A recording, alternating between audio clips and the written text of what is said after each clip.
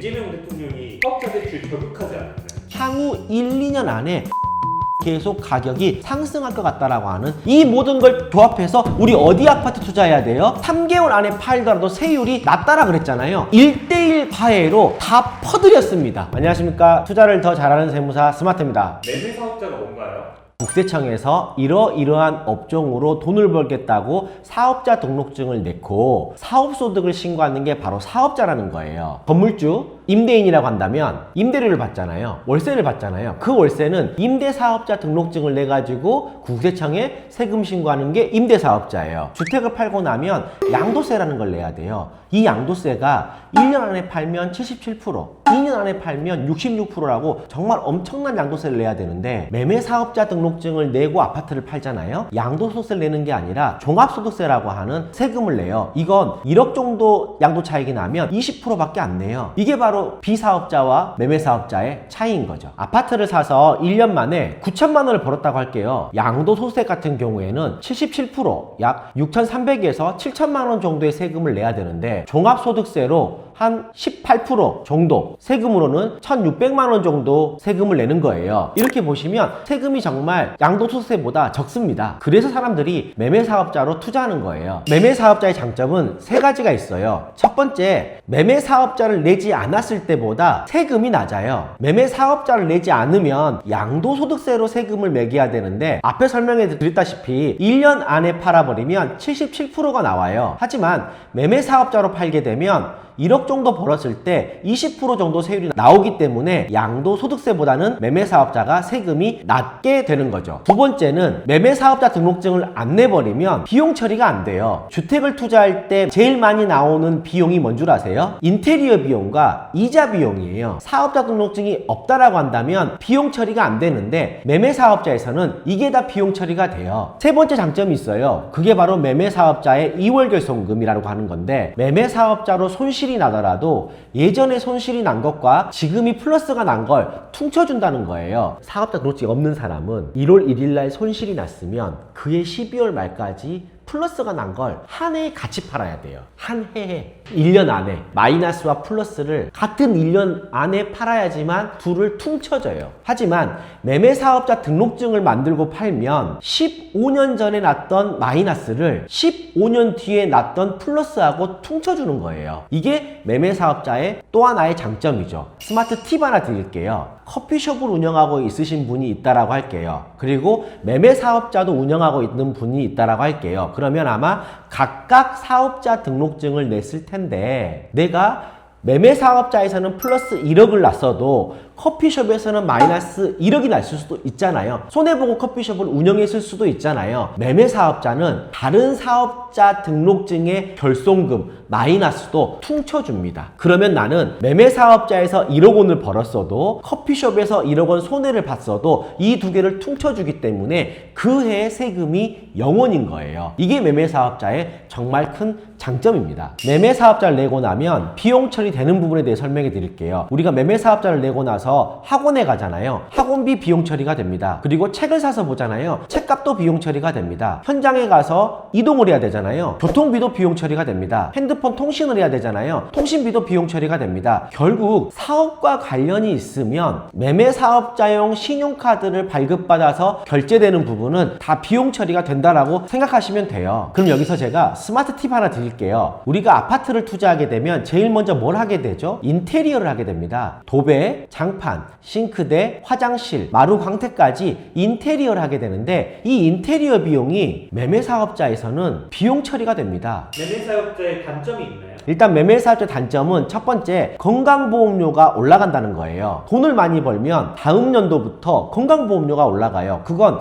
대한민국 국민이라면 어쩔 수가 없는 거죠. 두 번째, 조정지역 내에 있는 아파트를 매매사업자로 투자할 수가 없어요. 조정지역은 현재 기준으로 보면 서울 전구역 플러스 경기도의 13곳 정도를 조정지역으로 묶어놨어요. 이곳을 매매사업자로 아파트를 또는 주택을 사고 팔아버리면 대출도 안 나오고요. 세금도 매매사업자의 장점을 다 없애버리기 때문에 이 지역은 절대로 매매사업자로 투자하시면 안 됩니다. 세 번째, 매매 사업자의 단점 중에 하나가 어떤 상황이냐면 내가 무주택자로서 은행에서 전세자금 대출을 받았거나 또는 1주택자로서 은행에서 디딤돌 가계자금 대출을 받았을 경우에는 대출을 받을 때 약정서라는 걸 작성하는데 그 약정서에 추가 대출을 사게 되면 전세금 또는 가계자금 대출을 상환하겠습니다라고 하는 각서를 하나 쓰게 되거든요. 그 각서를 쓰신 사람이 매매사업자든 어쨌든지 간에 아파트를 추가로 사게 돼버리면 은행에서 대출금을 회수할 수 있기 때문에 이 부분까지 꼭 챙겨보셔야 될 겁니다. 매매 사업자로 주택 아무거나 다 살 수 있나요? 우리가 말하는 빌라, 다세대, 다가구, 아파트, 도시형 숙박 시설 같은 규모 상관없이 매매 사업자로 다 모든 주택을 살 수가 있어요. 그런데 주의할 게 하나 있어요. 소형 평수는 매매 사업자로 팔게 되면 부가세가 없지만 대형 평수는 매매 사업자로 팔게 되면 부가세가 나와요. 소형 평수와 대형 평수를 나누는 기준이 뭐냐? 전용 면적입니다. 전용 면적 기준으로 85제곱미터 이하는 소형 평수, 85제곱미터를 초과하는 건 대형 평수라고 생각하시면 돼요. 85제곱미터 초과되는 아파트를 매매사업자로 팔 때부터는 부가세라는 게 나와요. 부가세를 어떻게 계산을 하느냐? 내가 매도하는 금액에 건물분과 토지분을 안분해가지고 적으면 토지분에 대해서는 안 나오지만 건물분에 대해서 나오는 거예요. 아파트를 파는 건 토지와 건물을 파는 건데 토지를 팔았을 때는 부가세가 안 나오지만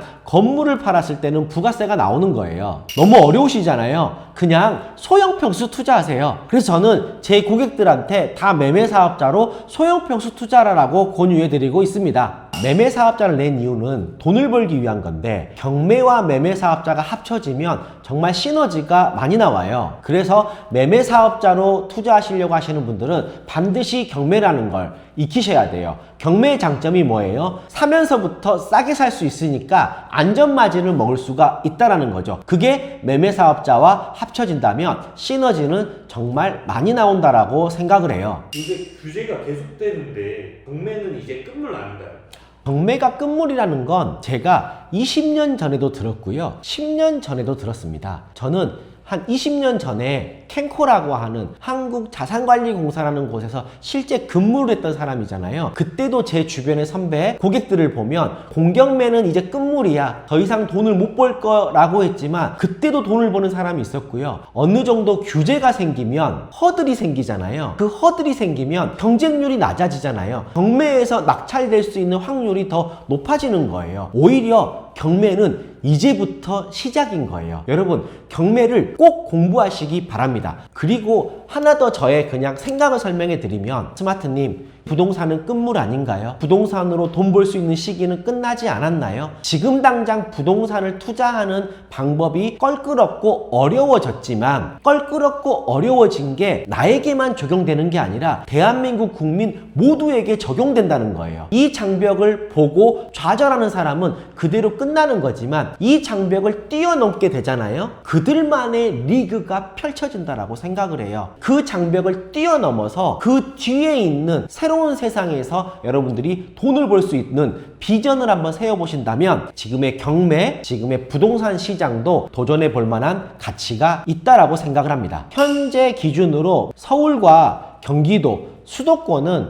매매사업자로 대출은 거의 불가능하다고 생각하시면 되세요. 그래서 우리는 어디를 투자해야 되느냐? 지방광역시를 투자해야 돼요. 흔히 인구 50만 명 미만의 도시는 저는 투자하지 않아요. 그 이상이 되는 도시를 투자하는데 광역시가 거점 도시다 보니까 광역시 위주로 저는 투자를 하라고 말씀을 드려요. 지방광역시는 지금 기준으로 대출이 가능합니다. 최근에 이재명 대통령이 사업자 대출 저격하지 않았나요? 제가 생각하기에는 서울, 경기, 수도권에 대한 것만 저격을 했지 지방광역시는 저격을 안 했다라고 생각을 해요. 문구를 잘 보시면 지방광역시의 미분양난 곳을 활성화시켜주기 위해서 그 내용들은 빠져 있습니다. 그래서 지방광역시를 매매사업자 투자하게 되면 저는 대출이 가능할 거로 생각을 해요. 지방 아파트는 안 팔리지 않나요? 지방 아파트도 요건만 잘 맞으면 정말 잘 팔리는 곳이 있어요. 저는 대전이란 지역을 되게 좋게 보고 있어요. 저만의 인사이트 하나 말씀드리면 세종시가 뜨잖아요. 제 친구도 공무원, 회계사, 세무사 이런 행정직이 많이 있다 보니까 세종시에 가서 일을 했던 제 친구들이 많아요. 친구들이 처음에 세종시에 살았을 때 너무 좋다고 추천을 하더라고요. 신축 아파트니까. 하지만 이 친구들이 자녀가 초등학교, 중학교 때가 될 쯤에는 세종시에 사는 게 불편하다고 하더라고요. 이유를 물어봤더니 그게 바로 학군이래요. 세종시는 학교와 학원이 발달되어 있지 않기 때문에 세종시에서 어느 정도 학교를 보내야 될 나이나 가족이 되면 다 대전으로 이사를 온다라고 해요. 그래서 대전 서구 지역에 열매아파트라고 하는 단지가 있어요. 이 열매아파트라고 하는 단지가 세종시까지 출퇴근이 가능한 대전의 학군지인데 서울로 따지면 목동 학군이라고 생각하시면 돼요. 제 친구들이 이 대전에 있는 서구 아파트에 들어가서 세종시까지 출퇴근을 하더라고요. 이유를 물어봤더니 서구 지역에 되어 있는 아파트들이 학군이 좋다고 하는 거예요. 지방 아파트도 팔리는 아파트의 조건이 있어요. 무조건 학군을 봐야 됩니다. 우리나라 부모님들이 교육을 맡기려고 하는 수준을 감안을 해야 된다는 거죠. 왜냐하면 요즘은 대부분 다 부부가 맞벌이 세대다 보니까 자녀를 맡길 곳이 마땅치가 않아요. 그래서 학원 수요가 잘 돼 있는, 학군 수요가 잘 돼 있는 곳을 지방 아파트는 꼭 보셔야 돼요. 그리고 단순하게 지방은 지하철 역세권인 지역보다는 고가도로까지 빨리 올라갈 수 있는 그런 지역을 봐야 되는 거예요. 단기 투자 지금 어떤 지역이 가능할까요? 어떤 지역이라고 말씀드리기가 참 곤란한데 요즘 어떤 일이 있었냐면 제 고객들이 계약서를 많이 주시잖아요. 저는 세금을 계산해야 되니까 그 계약서를 주시는데 부산에 있는 매도 계약서가 많이 들어오는 거예요. 그래서 어떤 일이 벌어진다라고 해서 호갱노노, 부동산 지인 같은 분석해주는 프로그램을 봤더니 요즘에 부산의 매매가가 상승하는 거예요. 부산이 재개발, 재건축, 신축, 준시축들이 소년대에 있는 지역 중에 하나인데 신축이 달려가니까 그 영향력이 그 밑에 있는 입지까지한테도 내려오는 거예요. 매매 계약서를 많이 보고 나서 부산 지역을 분석했더니 향후 1, 2년 안에 부산이 계속 가격이 상승할 것 같다라고 하는 생각이 듭니다. 매매 사업자로 여러 채 보유하다가 내 집 팔 때 비과세 날아가는 거 아닌가요? 흔히 서울이나 좋은 지역에 똘똘한 한 채가 있는데 지방에 여러 채, 4채라고 할게요. 3채 정도의 아파트가 있어서 총 4채의 다주택자라고 한다면 비과세가 안 되잖아요. 그럼 어떻게 하냐면 매매 사업자를 내서 지방에 있는 아파트를 재고 자산이라고 하는 항목에 넣어서 이걸 국세청에 신고를 하게 되면 거주하고 있는 집을 팔 때 매매 사업자의 재고 자산으로 신고된 주택은 양도세 비과세 판단할 때 주택수에서 빼줍니다. 그러면 임대 사업자처럼 거주주택 비과세가 가능하게 돼요. 4채가 있는데 그 중에 1번 집에 내가 살고 있고 이걸 비과세 받고 싶어요. 그러면 2번, 3번, 4번에 있는 주택을 매매 사업자의 재고 자산이라고 국세청에 신고를 하게 되면 첫 번째 집 팔 때 2번, 3번, 4번 아파트는 주택수에서 빼줍니다. 그러면 첫 번째 집을 양도세 비과세 받을 수가 있는 거예요. 양도세 비과세가 통째로 날아가는 경우가 있는데요. 제가 그거 설명해 드릴게요. 내가 다주택자잖아요. 그러면 국세청에 반드시 내가 매매사업자로 등록한 재고주택을 신고해야 돼요. 그걸 신고하지 않으면 내가 양도세 비과세를 못 받게 돼요. 그래서 매매사업자는 사업자 등록증에 업종을 한 개만 내야 돼요. 매매업인 거죠. 사업자 등록증에 업종을 여러 개 넣어버리면 안 되는 거예요. 매매사업자는 사업자 등록증에 오직 매매업 한 개만 넣어야지 내가 통신판매업을 한다라고 해서 통신판매업 밑에다 매매업을 추가해가지고 재고를 섞어버리면 내 재고자산을 국세청에서 인정해주지 않습니다. 그러면 양도세 비과세가 통째로 날아가 버릴 수가 있어요. 스레드 질문에 이런 게 있었어요. 매매 사업자로 부동산을 낙찰받고 바로 팔려고 했는데 상황이 여의치 않아서 바로 팔지 않고 보유하게 된다면 어떻게 처리가 되는지요? 라는 질문이 오셨어요. 여러분, 매매 사업자는 어떤 거죠? 아파트를 사서 팔겠다라고 국세청에 신고한 건데 팔지 않고 임대를 놔버리면 임대 사업자와 비슷하게 업무 처리가 흘러가야 돼요. 첫 번째, 보유 중에는 재산세가 발생할 거예요. 1년에 100만원 또는 50만원 언더로 발생할 거고요. 종부세라는 게 발생할 건데 내 아파트에 공시가액 합계가 9억 원이 넘어가지 않는다면 종부세는 없어요. 그리고 보유 중에 임대소득이 발생할 건데 1년에 2천만 원 이하의 월세라고 한다면 분리과세로 끝나게 되고요. 2천만 원 금액을 초과한다면 5월달 종합소득세에 합산해서 신고하는 임대소득을 잘 신고하셨다가 그 아파트가 팔리잖아요. 매매사업자로 양도 차익이 아닌 매매 차익에 대한 세금 신고를 잘 하시면 됩니다. 낙찰된 부동산을 보유하고 있을 때 임대사업자로 임대소득을 발생하든 또는 임대사업자로 소득을 발생되지 않든 주택을 보유한다마는 그 자체만으로 우리는 재산세가 매년 발생하고요. 종부세 대상이 될 수 있어요. 하지만 종부세는 공시가격 9억 원 언더면 종부세가 나올 일은 없다라고 생각하시면 됩니다. 제 스레드 주소 보이실 거예요. 스레드 들어오셔가지고 팔로우 해주신다면 좋은 정보 많이 받아가실 수 있으실 거예요. 세금 줄이는 법 알려드릴게요. 취득세예요. 원칙은 취득세는 중과세를 피할 수가 없습니다. 그래서 3주택, 4주택자 개인 같은 경우는 매매사업자를 냈다라고 해서 취득세, 중과세를 피할 수가 없는데 지방에 공시가격 2억 원 이하의 아파트를 개인이 취득하게 되면 그건 취득세를 따질 땐 주택수에서 빼주기 때문에 항상 취득세율이 1.1%가 돼요. 매매사업자 등록증을 내신 분은 공시가격 2억 원 이하의 아파트를 집중해서 투자하실 필요가 있어요. 대박 스마트 팁 하나 알려드릴게요. 매매사업자 등록하라고 했죠. 그리고 경매로 투자하라고 했죠. 또 하나 설명해 드렸죠. 공시가격 2억 언더 아파트 투자라고 했죠. 혼합해 보겠습니다. 매매사업자 등록증을 내요. 그리고 경매를 배운 다음에 공시가격 2억 원 아파트를 투자할 건데 공시가격 2억 원은 시세로 따지면 4억에서 4억 5천 되는 아파트를 투자할 수가 있어요. 어디 지역으로? 광역시 단위로. 제가 광역시 단위 뭐 설명해 드렸죠? 학군 보라 그랬잖아요. 어디 투자해야 돼요? 학군 투자해야 되죠. 제가 지금 어디 쪽 분위기가 좋다 그랬어요? 부산 쪽 분위기가 좋다고 했잖아요. 이 모든 걸 조합해서 우리 어디 아파트 투자해야 돼요? 그 지역을 투자하시면 됩니다. 그러면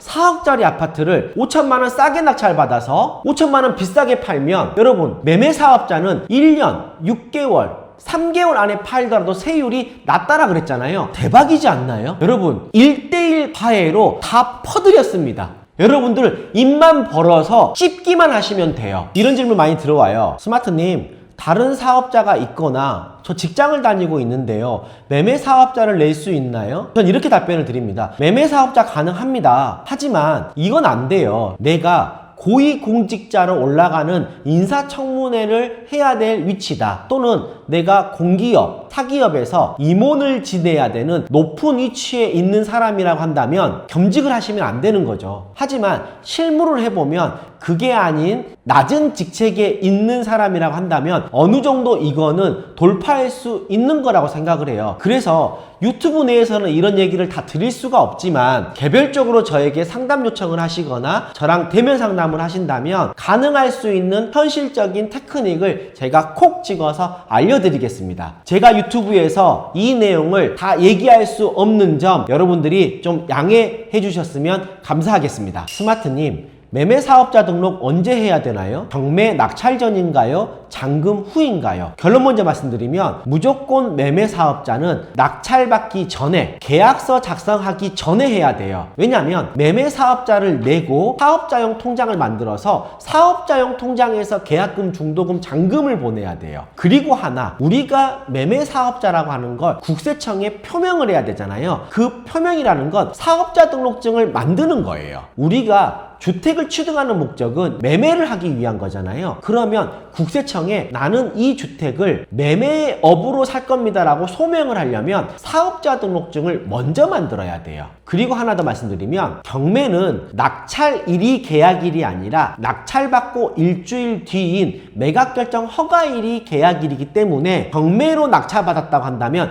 그 날짜에 바로 매매사업자 등록증을 내야 됩니다. 늦게 내버리면 안 됩니다. 스마트님, 매매사업자 결국 해요? 말아요? 무조건 하셔야 됩니다. 제가 직접 매매사업자로 10년간 투자를 해봤던 사람이에요. 지금까지 제가 설명해 드렸던 건 제가 경험했던 저의 직접 직접 노하우를 설명해 드린 거예요. 매매사업자의 핵심은 결국 실행을 할 거냐 안 할 거냐인 것 같아요. 제가 아까 사례를 들었던 그 부산 투자했던 고객도 매매사업자를 안 했으면 그냥 집 안에만 있었겠죠. 하지만 매매사업자를 하기까지 제가 열심히 컨설팅 해드렸고 제가 투자했던 노하우를 알려드렸더니 부산 가서 매매사업자로 아파트를 투자한 거예요. 1억을 버신 거죠. 거기에 제가 절세할 수 있는 구조를 제 경험으로 알려드렸더니 너무너무 좋아하시는 거예요. 단순하게 책에서 봤던 남이 투자했던 내용을 설명해 드리는 게 아니라 제가 직접 매매사업자로 투자해봤던 노하우를 설명해 드린 거기 때문에 여러분 매매사업자 꼭 하셔서 투자하셔야 됩니다. 항상 어려운 상황 속에서도 부자들은 돈을 번다고 합니다. IMF 때도 어렵다고 했어요. 서브프라임 때인 2008년도에도 어렵다고 했어요. 2020년 코로나 때도 어렵다고 했어요. 지금도 어렵다고 해요. 항상 안 되는 이유만 찾고 있어요. 그런데 여러분 어려운 환경 속에서도 부자들은 솔루션을 찾으려고 하는 거지 현재 상황을 핑계대지 않습니다. 개인의 선택이지만 무조건 액션, 행동하는 사람이 돈을 벌 수 있다라는 메시지를 여러분들에게 드리고 싶습니다. 지금까지 스마트 세무사였습니다. 감사합니다.